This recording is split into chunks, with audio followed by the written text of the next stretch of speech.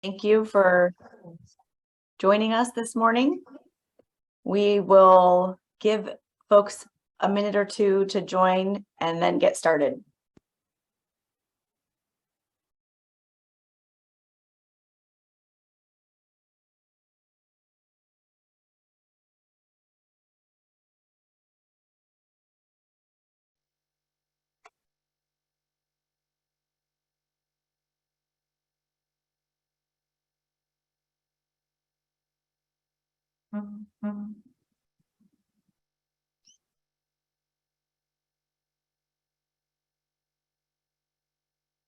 Okay. We are excited to be able to offer Spanish interpretation for this workshop. To access the audio channel for the Spanish interpretation, please click the interpretation button, which is the globe icon in the Zoom taskbar, and select Spanish to begin your interpretation. Para acceder al canal en español, haga clic en el icono del globo que aparece en la barra inferior de la pantalla y seleccione Español or Spanish. For English, please select English. Welcome, everyone. I am Amanda Hansen, Deputy Secretary for Climate Change at the California Natural Resources Agency. Thank you for joining us today to provide input on the implementation report for California's 2021 Climate Adaptation Strategy.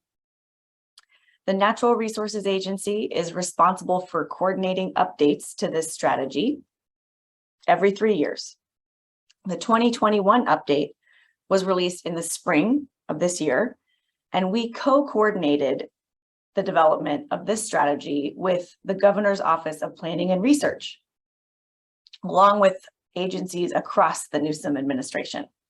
And I'm joined today by my colleague Sloan Viola from the Governor's Office of Planning and Research.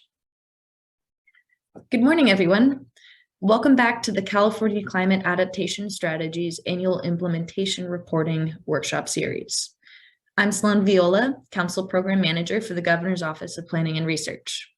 We are charged with administering the Integrated Climate Adaptation and Resiliency Program, which coordinates adaptation actions. As Amanda mentioned, we are looking forward to hearing your perspectives on the strategy's implementation and its reporting process. But before we get started, I'm going to provide a brief overview of the Zoom features we will be using today. Next slide, please.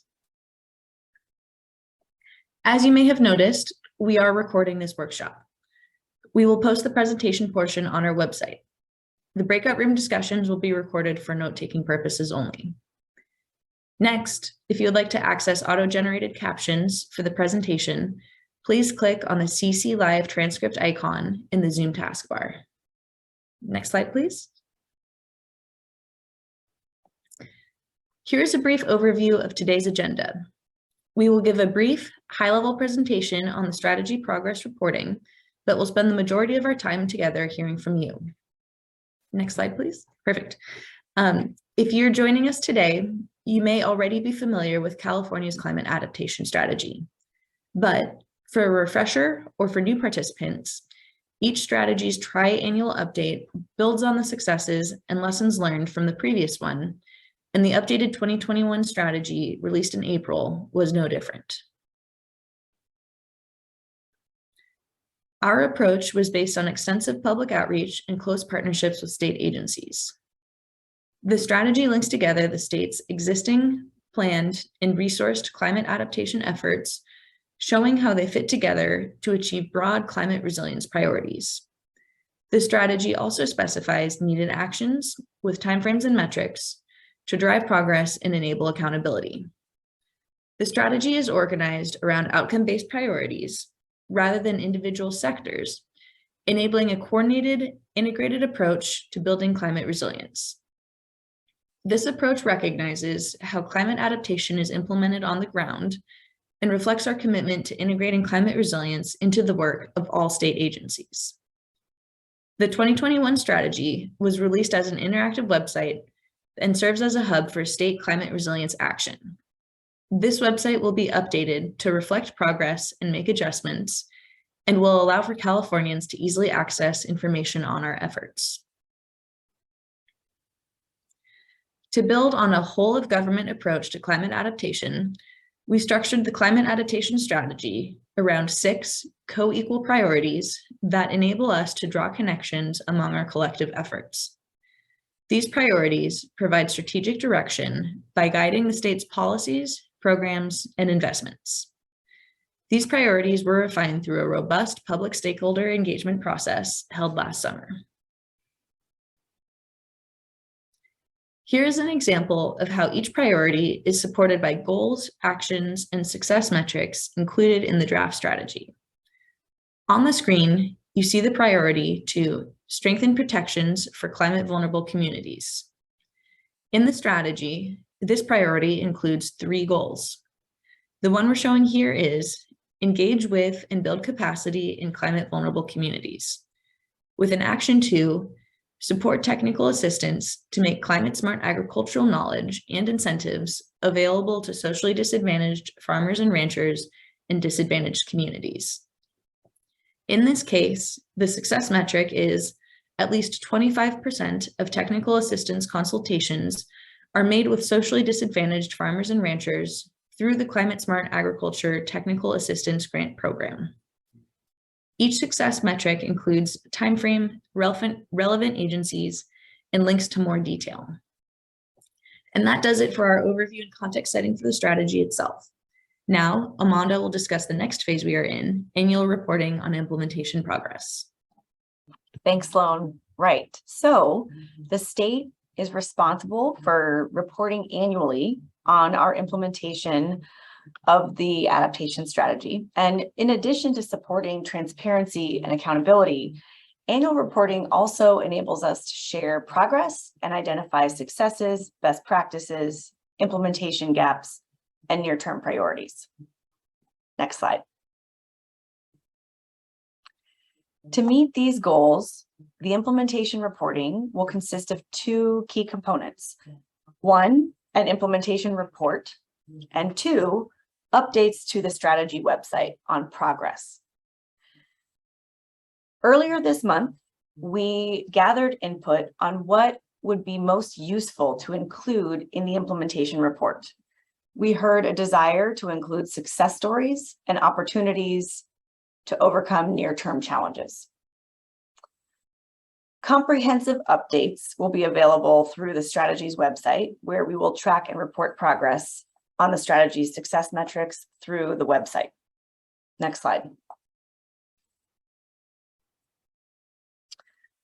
In our workshop earlier this month, we also solicited input on a set of proposed progress indicators. And these are listed here on the screen toward achieving the success metrics within the strategy. And I won't read them all, but I'd like to just give you a minute to take a look at them so you can see the various different proposed progress indicators. Okay, next slide. This fall, we are conducting stakeholder engagement workshops that will inform the report we aim to release at the start of the year. This is the second of 2 workshop series. We're building off of what we learned in the first set of workshops, which were focused on public priorities for implementation reporting. In this workshop, we are seeking feedback on what you have seen implemented successfully and where near-term priorities of the strategy could better align with your needs and priorities. We also released a public survey in both English and Spanish that asks the same questions as both of these workshop series, so that anyone who is unable to participate in the workshops has an opportunity to provide feedback at their convenience. The survey will close this Friday, October 21st, and we'll drop the link to the survey into the chat now. Next slide. So here we are, getting your feedback on this Monday morning on implementation progress to date for California's 2021 climate adaptation strategy. Sloan is going to provide an overview of today's breakout rooms, where we'll be asking for your feedback and understanding of your priorities and just get overall input on strategy implementation. Thank you so much for joining us. Back to you, Sloan. Thanks, Amanda. We'll be using the Zoom breakout room feature to gather your input. You will have the choice to join one or more of the 2 breakout rooms. If you wish to provide your input in Spanish, please stay here in the plenary room. The breakout rooms will correspond to the numbers and themes listed on the next slide. We've prepared discussion questions, but also welcome any other feedback you might have on the annual reporting. If you want to provide general feedback, please feel free to go into any room and let the facilitator know. You are able to move about the breakout rooms freely to provide input on the themes in which you are interested.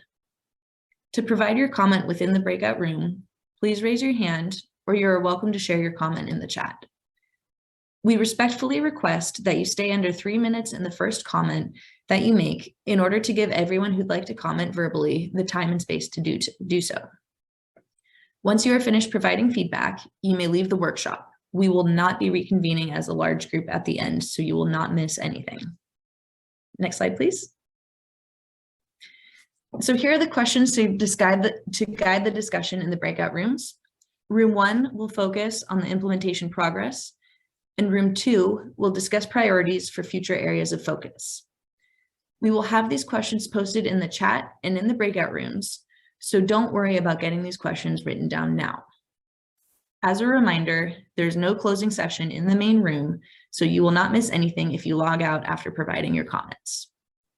And with that, we will turn on the breakout rooms and begin our listening session. Thank you for your time and participation today.